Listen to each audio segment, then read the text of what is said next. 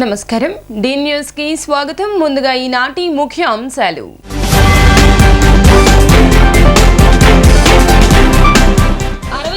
Division Shantinagar మసీదు area park నందు division సమస్యలు తెలుసుకోవడానికి సంబంధిత అధికారులతో కలిసి పర్యటించిన central MLA bonda Uma.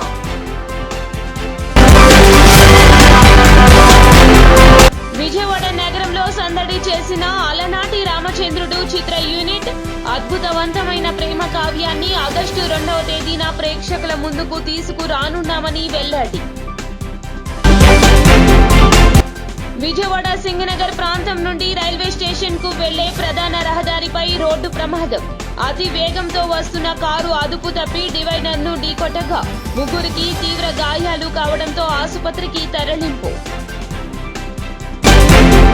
61వ division Shantinagar మసీదు ఏరియా పార్క్ నందు డివిజన్ సమస్యలు తెలుసుకోవడానికి సెంట్రల్ ఎమ్మెల్యే బోండా ఉమా సంబంధిత అధికారులతో కలిసి పర్యటించారు. ఈ సందర్భంగా బోండా ఉమా మాట్లాడుతూ రాష్ట్రంలో ప్రజాపాలన మొదలైందన్నారు. సెంట్రల్ నియోజకవర్గంలోని డివిజన్లలో ప్రజల సమస్యలు తెలుసుకోవడానికి పర్యటిస్తున్నప్పుడు గత వైసీపీ ప్రభుత్వ కాలంలో ఉన్న సమస్యలు గుట్టలు గుట్టలుగా కనబడుతున్నాయన్నారు. సెంట్రల్ నియోజకవర్గంలో గత వైసీపీ ప్రభుత్వంలో అభివృద్ధికి నోచుకొని స్కూల్స్, పార్కులలో ఆకతాయిలు, గంజాయిలు తిరుగుతూ తాగుతూ మత్తు పదార్థాలు తీసుకుంటూ ఆవాసాలుగా మార్చుకున్నారని బోండా ఉమా అన్నారు. టీడీపీ అధికారంలోకి వచ్చాక గంజాయిని నిర్మూలించడానికి ఉక్కు పాదం మోపడం జరిగిందన్నారు. రాష్ట్రంలోనే గంజాయి ఎక్కడా లేకుండా చేయాలంటూ CM Chandrababu, Pavan Kalyan, home minister Anitha ఎక్కడ గంజాయి కనిపించినా కూడా పోలీసులను ఉపేక్షించవద్దంటూ ఆదేశాలు జారీ చేయడం జరిగిందంటూ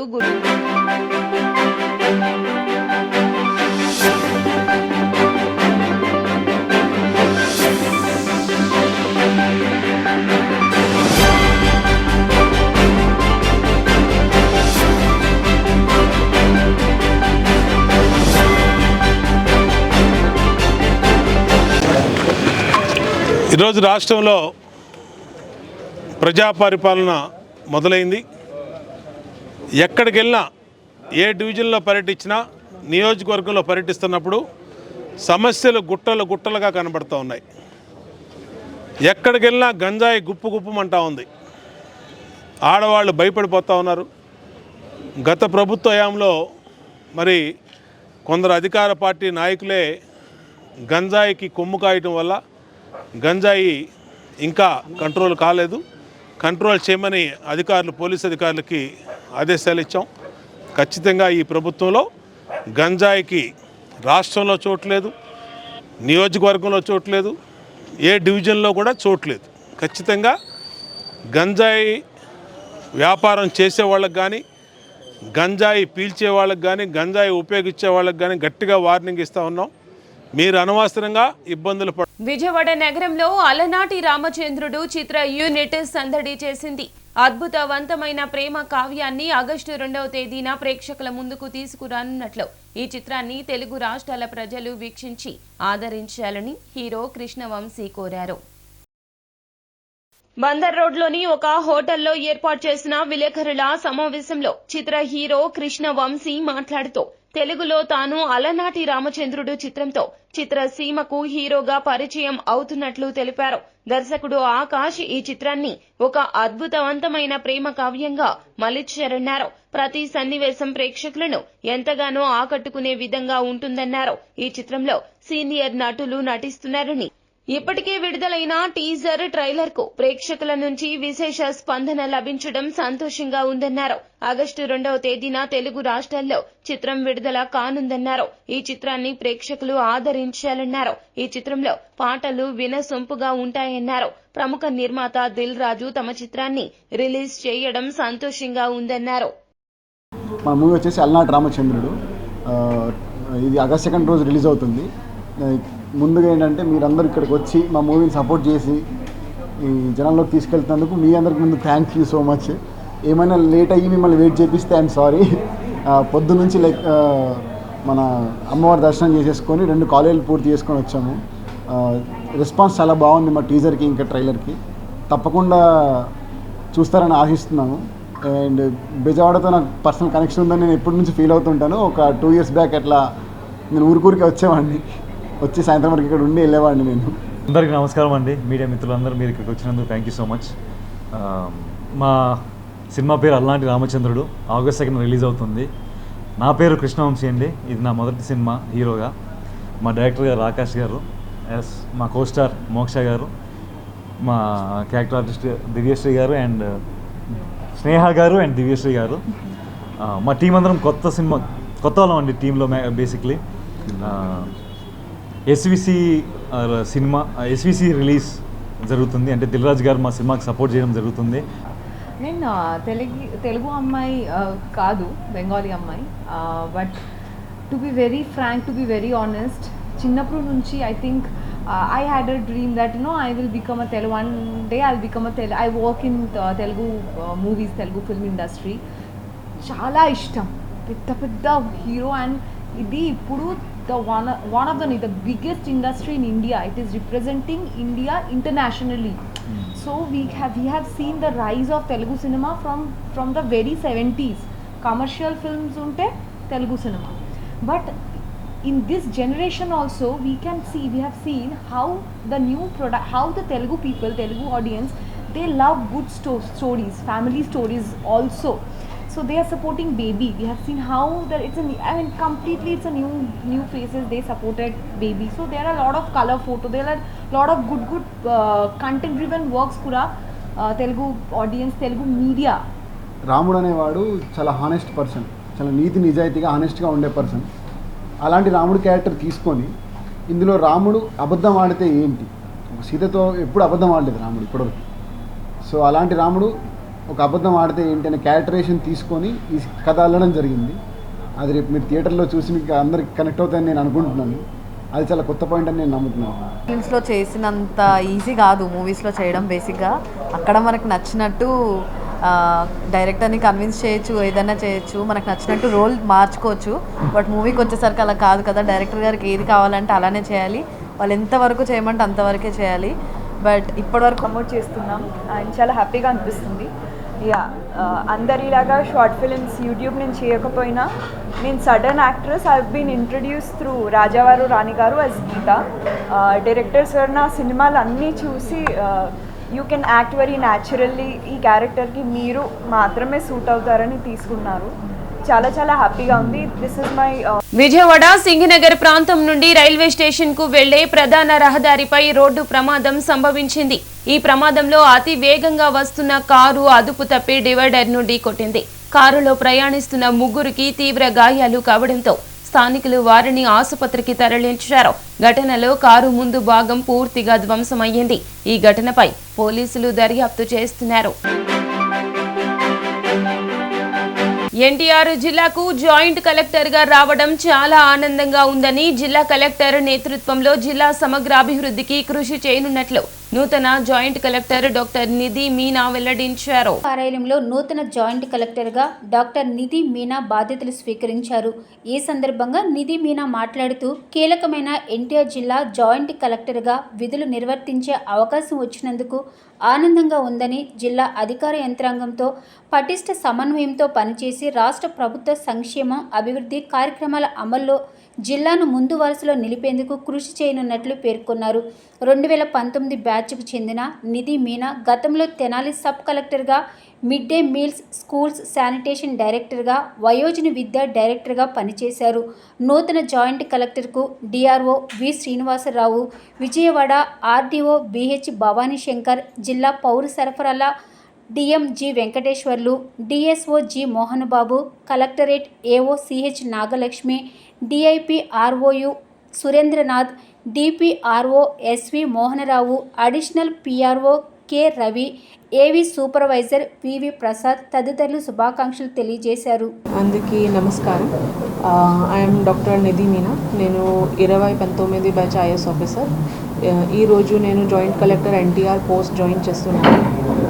I'm thankful for the opportunity and I am looking forward to work for the district under the guidance of Collector Madam. Thank you. I am 2019 batch. So first posting sub collector Tenali jarigindi.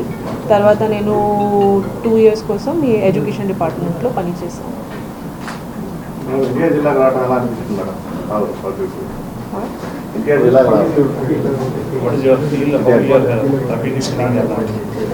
This is my first posting in this district, in NTR district. So I'm looking forward to it. I'm excited. I want to know more about the district. What issues are there? Then along with team, we will sit and then we'll see how can we resolve and go ahead. AP మత్స్యశాఖ commissioner గా తమ్ము డోలా శంకర్ ను నియమించడం అభినందనీయమని మత్స్యకార సంఘాల నేతలు తెలిపారు. మత్స్యకార శాఖ మత్స్యకారులకే కేటాయించాలని ఎన్నిసార్లు డిమాండ్ చేస్తే చంద్రబాబు, పవన్ కళ్యాణ్ ఇప్పుడు తమ్ముడు డోలా శంకర్ ని నియమించినందుకు ధన్యవాదాలు తెలిపారు. మత్స్యకార సమస్యలను ప్రభుత్వం చిత్తశుద్ధితో పరిష్కరించాలంటూ వారు డిమాండ్ చేశారు. ఏర్పాటు చేసిన విలేకరుల సమావేశంలో మత్స్యకార సంఘాల నేతలు మీడియాతో మాట్లాడారు. తమ్ము డోలా శంకర్ కమిషనర్గా నియమించిన తర్వాత దళారులతో చిన్న భిన్నమైన మత్స్య సంఘాలను ప్రక్షాళన చేయాలని కోరారు. ఈ అవకాశాన్ని శంకర్ వినియోగించుకోవాలని సూచించారు. మత్స్యకారులకు అనేక సమస్యలు ఉన్నాయని వాటిని పరిష్కారం చేసే దిశగా చర్యలు చేపట్టాలని కోరారు. చంద్రబాబు, పవన్ కళ్యాణ్, కొల్లు రవీంద్రలకు ప్రత్యేకించి వారు ధన్యవాదాలు తెలియజేశారు. నా పేరు Saikam Rajasekhar, AP fishermen JAC చైర్మన్గా వ్యవహరిస్తున్నాను.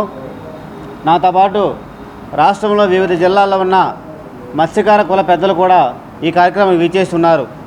ఈరోజు ఈ కార్యక్రమం ముఖ్య ఉద్దేశం గౌరవనీయులు తమ్ము డోలా శంకర్ గారికి మత్స్యశాఖ కమిషనర్గా ఆంధ్రప్రదేశ్ ప్రభుత్వం నియమించింది. వారి నియామకాన్ని మత్స్యకార సంఘాలుగా, మత్స్యకార కుల సంఘాలుగా మేము ప్రభుత్వ నిర్ణయాన్ని స్వాగతిస్తున్నాము. ఈ 70 ఏళ్ల భారతదేశంలో మత్స్యకారుల జీవితాల్లో ఇప్పటి వరకు ఏ ప్రభుత్వం కూడా చేయని సాహసం కూటమి ప్రభుత్వం చేసింది. ఇంతవరకు దాదాపుగా 50 పైగా కమిషనర్లు మత్స్యశాఖ చేస్తే ఉమ్మడి రాష్ట్రంలో మొత్తం కలుపుకుంటే మత్స్యశాఖకి మత్స్యకారులుగా ఒక్క మత్స్యకారుని కూడా నియమించాల. చూడండి, ఈ వృత్తి మీద ఆధారపడేది పెద్ద ఎత్తున మత్స్యకారులు. అటువంటి మత్స్యకార వృత్తికి చెందిన వారిని ఏ ప్రభుత్వం కూడా నియమించాల. మేము కొన్ని దశాబ్దాలుగా మేము పోరాటం చేస్తున్నాం. మత్స్యశాఖ మత్స్యకారులకే కేటాయించాలి. మత్స్యశాఖ కమిషనర్ కూడా ఈ కులాల నుంచి వచ్చి సాధక బాధలు వేసిన వ్యక్తిని కమిషనర్గా నియమించాలని చెప్పి మేము అడుగుతున్నాం. ఏ ప్రభుత్వం కూడా ఇంతవరకు మా యొక్క డిమాండ్ పరిగణలు తీసుకోవాలా. ఈరోజు గౌరవనీయులు చంద్రబాబు నాయుడు గారు, ఉప ముఖ్యమంత్రి పవన్ కళ్యాణ్ గారు, అలాగే మత్స్యశాఖ మంత్రులు అచ్చెన్నాయుడు గారు, అలాగే మా కులపుత్రుడు కొల్లు రవీంద్ర గారు కావచ్చు, నర్సాపురం ఎమ్మెల్యే బొమ్మిడి నాయకర్ గారు, వనమాడి కొండబాబు గారు కావచ్చు, వీళ్ళందరూ కూడా సమిష్టిగా ప్రభుత్వం దృష్టికి తీసుకువెళ్ళి మత్స్యశాఖ కమిషనర్గా మత్స్యకారులే నియమించాలని చెప్పి కోరటం, మా యొక్క కోరికని గౌరవంగా తీసుకుని శ్రీ తమ్ము డోలా శంకర్ గారిని మత్స్యశాఖ కమిషనర్గా నియమించడం అనేది మాకు చాలా ఆనందదాయకం. బొమ్మిడి గణేష్, ఆంధ్రప్రదేశ్ బీజేపీ మత్స్యకార సెల్ రాష్ట్ర కన్వీనర్. ముందుగా పాత్రికేయ మిత్రులకు ధన్యవాదాలు. మరి ఈరోజు ఏదైతే ఈ రాష్ట్ర ప్రభుత్వం నారా చంద్రబాబు గారు, అలాగే ఉప ముఖ్యమంత్రి పవన్ కళ్యాణ్ గారు, మరి బీజేపీ రాష్ట్ర అధ్యక్షురాలు పురంధరేశ్వరి గారు, ముందుగా వాళ్ళకి ధన్యవాదాలు తెలుపుకుంటూ, ఎందుకంటే మరి మచిలీపట్నం నియోజకవర్గం గిలకదిండి మారుమూల ప్రాంతమైన గుణదల్లో రైల్వే ఓవర్ బ్రిడ్జ్ పనులు త్వరితగతిన ప్రారంభించాలని విజయవాడ సెంట్రల్ ఎమ్మెల్యే బోండా ఉమా రాష్ట్ర ప్రభుత్వాన్ని కోరారు. ఆయన అసెంబ్లీలో మాట్లాడుతూ ఈ బ్రిడ్జి పనులలో పురోగతి కోసం స్థానిక ఎంపీ కేశినేని చిన్ని సహకారంతో రైల్వే బోర్డుకు ప్రతిపాదనలు పంపామన్నారు. రైల్వే అధికారులు అనుమతులు జారీ చేసినందున వంతెన పనులు వెంటనే ప్రారంభించాలంటూ సభాముఖంగా కోరుతున్నామన్నారు. బోండా ఉమా గారు సెంట్రల్ నియోజకవర్గంలో చాలా ముఖ్యమైనటువంటి గుణదల రైల్ ఓవర్ బ్రిడ్జ్ గురించి మాట్లాడుతున్నాను అధ్యక్ష. దీన్ని దాదాపు 2008లో స్టార్ట్ చేశారు అధ్యక్ష. ఆ రోజు నుంచి గత ప్రభుత్వాలు దాన్ని నిర్లక్ష్యం చేయటం, దాంట్లో 2014-19లో చంద్రబాబు నాయుడు గారు, మన మంత్రి నారాయణ గారు, మున్సిపల్ అడ్మినిస్ట్రేషన్ మంత్రిగా రావటం కూడా చూడటం కూడా జరిగింది అధ్యక్ష. కానీ దానికి కొన్ని టెక్నికల్ ప్రాబ్లమ్స్ వచ్చి కంప్లీట్ చేయలేకపోయాం అధ్యక్ష ఆ రోజు. తర్వాత 5 సంవత్సరాల్లో 2019-2024 మధ్య మరి ఎంతో ఆర్భాటంగా చేస్తామా, టెక్నికల్గా ఏమైతే లోటుపాట్లు ఉన్నా సరి చేస్తామని చెప్పి చేయలేకపోయారు అధ్యక్ష. ఇప్పుడే R&B మినిస్టర్ గారిని కూడా నేను మాట్లాడటం జరిగింది అధ్యక్ష. దాన్ని రైల్వే బోర్డుకి పంపించాం అధ్యక్ష. రైల్వే బోర్డుకి పంపించి స్పెషల్ పర్మిషన్ తీసుకొని దాన్ని ఇవాళ విజయవాడ పార్లమెంట్ సభ్యులు కేశినేని శివనాథ్ చిన్ని గారు ఇవాళ ఢిల్లీలో మాట్లాడటం జరిగింది అధ్యక్ష. కాబట్టి మా కోరిక ఏంటంటే మా నియోజకవర్గానికి చాలా పొటెన్షియల్ కలిగినటువంటి రైల్ ఓవర్ బ్రిడ్జ్ని సంబంధిత మంత్రివర్యులు కేంద్ర రైల్వే బోర్డుతో మాట్లాడి అది ఆల్రెడీ శాంక్షన్ అయిపోయింది కాబట్టి ఆ అనుమతులు వెంటనే తీసుకొచ్చి దాన్ని వెంటనే పూర్తి చేయ పనులు ప్రారంభించమని చెప్పి మా రిక్వెస్ట్ అధ్యక్ష మీ ద్వారా. కాబట్టి వెంటనే చేయమని కోరుతూ ఈ అవకాశం ఇచ్చినందుకు మీకు నమస్కారం అధ్యక్ష. కేంద్ర బడ్జెట్ లైవ్ టెలికాస్ట్ ను సిఐఐ ఆంధ్రప్రదేశ్ ఆధ్వర్యంలో ఫార్చ్యూన్ మురళి హోటల్లో నిర్వహించారు. ఈ కార్యక్రమం CII Andhra Pradesh managing director V Muralikrishna Mahatma Gandhi cancer hospital and research centre సమక్షంలో ఏర్పాటు చేశారు. బడ్జెట్ కేటాయింపులు అందరికీ తెలియచేయాలనే ఉద్దేశ్యంతో ఈ కార్యక్రమాలు ఏర్పాటు చేసినట్లు నిర్వాహకులు వెల్లడించారు.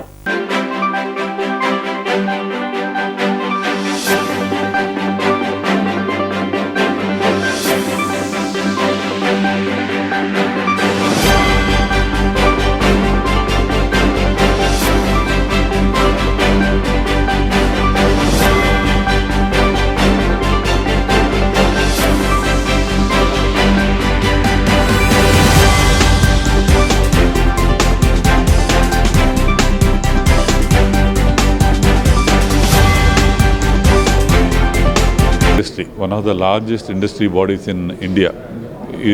మా ఏపీ చాప్టరు ఈ బడ్జెట్ మీద ఇక్కడ సమీక్షణ జరిగింది. మా పాస్ట్ చైర్మన్స్ కానీ, ప్రజెంట్ చైర్మన్స్ కానీ, జోనల్ చైర్మన్స్ కానీ మేము అందరం కలిసి బడ్జెట్ మన ఫైనాన్స్ మినిస్టర్ గారు ఇవ్వడం ఏదైతే జరిగింది ఈరోజు పొద్దున్న వాటి మీద సమీక్ష జరిగింది. సో దానిలో హైలైట్స్ ఏవైతే ఉన్నాయో అది చెప్పదలుచుకున్నాను. ముఖ్యంగా ఆంధ్రప్రదేశ్కి 15,000 కోట్లు మన క్యాపిటల్ కోసం అని చెప్పి అలొకేట్ చేయడం అన్నది ఇది వెల్కమ్ మూవ్. సో ఇమీడియట్గా ఆ పనులు జరుగుతాయి. అది కాకుండా ఇది సెంట్రల్ స్కీమ్ యాజ్ ఇట్ ఈస్గా ఎవరైనా కానీ దాన్ని అప్లై చేసుకుంటే అప్ టు 3 కిలోవాట్ వరకు ఇంత సబ్సిడీ అనేది చాలా క్లియర్గా వచ్చేసింది. దాన్ని మన ప్రెస్ ద్వారా కానీ మీరందరూ కనుక ఎక్కువ కనుక అందరికి కనుక స్ప్రెడ్ చేస్తే that's a very good scheme. ఎందుకంటే 300 యూనిట్స్ ఫ్రీ అవుతుంది, అంటే we need not pay anything.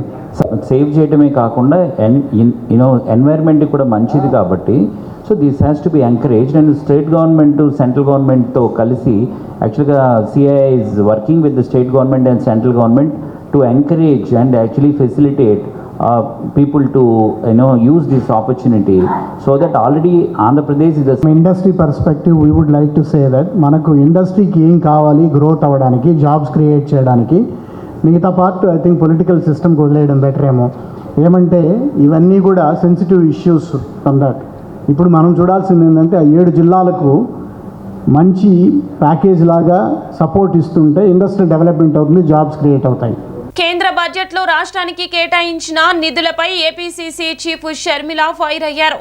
ఏపీకి 12 లక్షల కోట్లు కావాల్సి ఉండగా చంద్రబాబు 1,00,000 కోట్లు మాత్రమే అడిగారన్నారు. బడ్జెట్ లో కేవలం రాజధానికి నిధులు ఇస్తామని చెప్పడం ఏమిటంటూ ప్రశ్నించారు. ఆమె ప్రశ్నించారు. ఆంధ్రరత్న భవన్లో ఏర్పాటు చేసిన విలేకరుల సమావేశంలో ఏపీసీసీ ప్రెసిడెంట్ షర్మిల మీడియాతో మాట్లాడారు. ఈ సందర్భంగా కేంద్ర రాష్ట్ర ప్రభుత్వాలపై ఆమె ఆగ్రహం వ్యక్తం చేశారు. రాష్ట్ర ప్రజల సంక్షేమాన్ని కేంద్రం గాలికి వదిలేసిందన్నారు. కేంద్ర బడ్జెట్లో రాష్ట్రానికి కేటాయించిన దానిపై ఆమె ఆగ్రహం చెందారు. అదేవిధంగా మోడీ తిరుపతి సభలో మాట్లాడుతూ 10 ఏళ్లు ప్రత్యేక హోదా ఇస్తానన్న మాట తప్పారని ఆమె గుర్తు చేశారు. అసెంబ్లీ సమావేశాలలో ల్యాండ్ టైటిల్ యాక్ట్ మీద చర్చ ఎందుకు జరగడం లేదని ఆమె ప్రశ్నించారు. వైసీపీ నేతలు శవరాజకీయాలు చేస్తున్నారని ఆమె ధ్వజమెత్తారు. వినుకొండలో జరిగింది పొలిటికల్ మర్డర్ కానప్పుడు ఢిల్లీలో వెళ్లి ధర్నా చేయడం ఏమిటని ఆమె ప్రశ్నించారు. కేంద్ర ప్రభుత్వంలో ఉన్న బీజేపీ పార్టీ బడ్జెట్ ప్రవేశపెట్టడం జరిగింది. ఈ బడ్జెట్ అనడం కంటే దీన్ని ఎన్నికల మేనిఫెస్టో అనడమే కరెక్ట్ కాబోలు. ఎన్నికల మేనిఫెస్టో అయితే ఏది పడితే అది చెప్పొచ్చు, ఏ వివరాలు లేకుండా చెప్పొచ్చు, ఏ హామీ అయినా ఇవ్వచ్చు. కానీ బడ్జెట్ అయితే నంబర్స్తో కూడింది, డీటెయిల్స్ ఇస్తూ, నంబర్స్ చెప్తూ, టైం ఫ్రేమ్ చెప్తూ చేయాల్సింది బడ్జెట్. మరి బీజేపీ పార్టీ ప్రవేశపెట్టిన ఈ బడ్జెట్ ఎన్నికల మేనిఫెస్టోను తలపిస్తుంది. 4 అంశాలు మాత్రమే మాట్లాడారు ఆంధ్ర రాష్ట్రం గురించి. వీటిల్లో బడ్జెట్ ప్రవేశపెట్టక ముందు చంద్రబాబు గారు 1,00,000 కోట్ల రూపాయలు ప్రతి సంవత్సరము మాకు అవసరం ఉంటుంది వివిధ ప్రాజెక్టులకి అని చెప్పారు. అసలు చంద్రబాబు గారు ఆ 1,00,000 కోట్లు అన్న ఫిగర్కి ఎలా వచ్చారో మాకైతే అర్థం కాలేదు. బికాస్ ఆంధ్ర రాష్ట్రం ఏర్పడిన రోజున విభజన చట్టంలో ఉన్న అన్ని హామీలను ఆర్థికంగా లెక్కేస్తే, వాల్యూ కడితే కనీసం 12 లక్షల కోట్ల నుంచి 15 లక్షల కోట్ల వరకు విలువ చేస్తుంది. కానీ చంద్రబాబు గారు ఇవేవి పట్టించుకోకుండా 1,00,000 కోట్లు 5 సంవత్సరాలకు 5 లక్షల కోట్లు అని వాల్యూ కట్టినట్టుంది. చంద్రబాబు గారేమో 1,00,000 కోట్లకు అడిగారట. ఈరోజు బీజేపీ నిర్మలా సీతారామన్ గారు ప్రవేశపెట్టిన బడ్జెట్లో అయితే రాజధానికి కేవలం 15,000 కోట్ల రూపాయలు. శ్రీ దుర్గా మల్లేశ్వర స్వామివార్ల దేవస్థానం దాతలకు మెరుగైన సేవలు అందించడానికి KVB bank Amaravati software innovations సంస్థ వారు తయారు చేసిన సాఫ్ట్వేర్ను ఎన్ఎఫ్సి డోనర్ కార్డులను దుర్గగుడి EO KS Ramarao KVB bank MD ప్రారంభించారు. ఈ సందర్భంగా డోనార్ సెల్లో ఉన్న అమ్మవారి చిత్రపటం వద్ద ఆలయ వైదిక సిబ్బందిచే పూజలు నిర్వహించారు. ఎన్ఎఫ్సి చిప్ కలిగిన డోనర్ కార్డును ప్రింట్ చేసి మొదటి కార్డును మేరుగు గోపాలకు ఆలయ ఈ కోటేశ్వరరావు అందజేశారు. కూరగాయలు సప్లై చేసిన దాతకు 2వ కార్డు అందజేశారు. ఈ కార్డు ద్వారా దాత సమాచారం, ప్రివిలైజేషన్స్ నిక్షిప్తమై ఉంటుంది. ఆలయ సమాచారం, దర్శనం, సేవలు, ఇతర సర్వీసులు పొందేందుకు సులభంగా, మరింత సెక్యూర్డ్గా ఉంటుంది. అనంతరం వీరికి ఆలయ ఈవో అమ్మవారి దర్శనం, వేదాశీర్వచనం చేయించి ప్రసాదములు, శేషవస్త్రం, చిత్రపటం అందించారు. ఈ కార్యక్రమంలో కేవీబీ బ్యాంక్ అధికారులు, Amaravati software company CEO CH Anil, ఆలయ ఏఈఓలు నాగోత్ రమేష్, శేఖర్ పాల్గొన్నారు.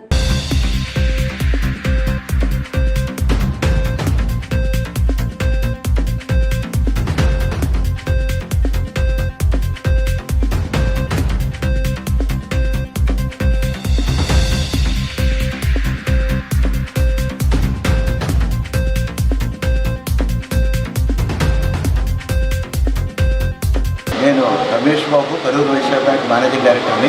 తమిళనాడు నుంచి వచ్చాను. నేను ముందుగా ఈవో గారికి, దేవస్థానానికి మా కృతజ్ఞతలండి. ఎందుకంటే డోనార్స్ ఇంతమంది అమ్మవారికి డొనేట్ చేస్తున్నప్పుడు వాళ్ళని రికగ్నైజ్ చేసి వాళ్ళకి కన్వీనియంట్గా దర్శనం అవ్వడం గురించి, వీటి గురించి చేస్తుంది. ఆ కార్డు ఇవ్వడం అన్నది నేను కూర్చున్న కార్డులో చూశాను. వాళ్ళకి ఇచ్చిన ఫెసిలిటీస్ అన్నీ ఒకచోట వచ్చింది. డిజిటల్గా వాళ్ళ ఇంట్లోనే కూర్చొని ఏం కావాలని చేయడానికి ఇచ్చారు. ఇవన్నీ తీసుకొచ్చి ఇటువంటి ఆపర్చునిటీని మాకు కరూర్ వైశ్య బ్యాంక్ చేయడానికి ఇచ్చినందుకు నేను దేవస్థానానికి ఈవో గారికి ఎంతో కృతజ్ఞులం మేము. సో ఇకపోతే ఈ కార్డు గురించి చూస్తే కనుక నేను చాలా చోట్ల టెంపుల్స్లో చూశాను. ఇటువంటి డిజిటల్ ఎనేబుల్మెంట్ ఇంత స్పీడ్గా ప్లస్ ఇన్ని ఫీచర్స్తో ఉన్న కార్డు ఎక్కడా చూడలేదు. ఇది చూసిన తర్వాత మిగిలిన టెంపుల్స్ కూడా అడాప్ట్ చేస్తారు అనిపిస్తుంది నాకు అది. ఎందుకంటే డోనార్కి వాళ్ళ ఫ్యామిలీ మెంబర్స్ కూడాను వాళ్ళు ఏంటేంటి చేయగలరు అన్నది కాంటాక్ట్ చేయక్కర్లేకుండా తెలుస్తుంది. అలాగే ఈ సెల్ క్రియేట్ చేసింది కూడా చాలా నావెల్గా ఉంది. ఎందుకంటే వాళ్ళు వచ్చినప్పుడు they will get a feeling something we are special అని చెప్పేసి, మేము చేసేందుకు దేవస్థానం మమ్మల్ని ట్రీట్ చేస్తుందని చెప్పేసి, దాంతో రెసిప్రకల్గా అలా డోనర్స్ ఉంటేనే మనకి దేవస్థానం కూడా డెవలప్ అవుతుంది. సో ఇటువంటి ఆపర్చునిటీ మాకు ఇచ్చినందుకు కరూర్ వైశ్య బ్యాంక్ నుంచి మరొకసారి కృతజ్ఞతలు చెప్పుకుంటున్నాం. Thank you very much sir. సరే ఇప్పుడు భక్తులకి ఏటీఎం లాంటిది కానీ ఏర్పాటు చేయడానికి అని వీలు ఉంటుందా మీకు? ఇక్కడ కొండ మీద ఎందుకంటే అంటే ఈ దూర ప్రాంతాల నుంచి వచ్చిన వాళ్ళు క్యాష్ క్యారీ చేయలేకపోవడం నుంచి విరాళం ఇవ్వాలన్నా లేకపోతే దర్శనం టికెట్లు తీసుకోవాలన్నా కూడా ఒకసారి ఇబ్బంది చేద్దాం తప్పకుండా. అలాగే ఇంకోటి కూడా చెప్పాలండి, దేవస్థానం వారు మాకు చాలా ఆపర్చునిటీ ఇచ్చారు. మిగిలిన చాలా చోట్ల కూడా మేము దసరా టైంలో కానీ మిగిలిన టైంలో కానీ మేము సేవ చేసే అవకాశం ఇచ్చారు. అలాగే హుండీ కలెక్షన్ కూడా మాకు సేవ చేసే అవకాశం ఇచ్చారు. ఇవన్నీ కూడా మా బ్యాంక్ తరపునే అమ్మవారికి చేసే అదృష్టం ఇచ్చారు. అలాగే కరూర్ వైశ్య బ్యాంక్ గురించి చెప్పాలంటే మా బ్యాంక్ తాలూకా గాడెస్ ఆవిడ గాయత్రి మాత. బ్యాంక్ 1916లో స్టార్ట్ చేస్తున్నప్పుడు ఫస్ట్ షేర్ ఆవిడకి అలాట్ చేసి తర్వాతే మిగిలిన వాళ్ళకి అలాట్ చేశారు. అది 1916 నుంచి అదే కల్చర్ ఉంది. అందుకని ఇప్పుడు కూడా ప్రతి శుక్రవారం అన్ని బ్రాంచుల్లోనూ కూడా అమ్మవారికి పూజ చేసిన తర్వాతే మేము సాయంత్రం ప్రతి బ్రాంచ్లో ఇంక్లూడింగ్ సెంట్రల్ ఆఫీస్లో నేను కూడా ప్రతి శుక్రవారం అందరం అమ్మవారికి పూజ చేస్తాం. వార్తలు ముగించే ముందు ముఖ్య అంశాలు మరోసారి.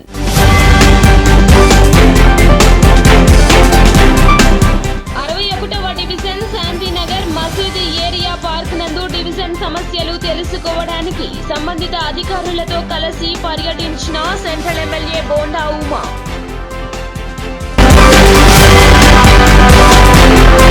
విజయవాడ నగరంలో సందడి చేసిన అలనాటి రామచంద్రుడు చిత్ర యూనిట్ అద్భుతవంతమైన ప్రేమ కావ్యాన్ని ఆగస్టు 2వ తేదీన ప్రేక్షకుల ముందుకు తీసుకురానున్నామని వెల్లడి.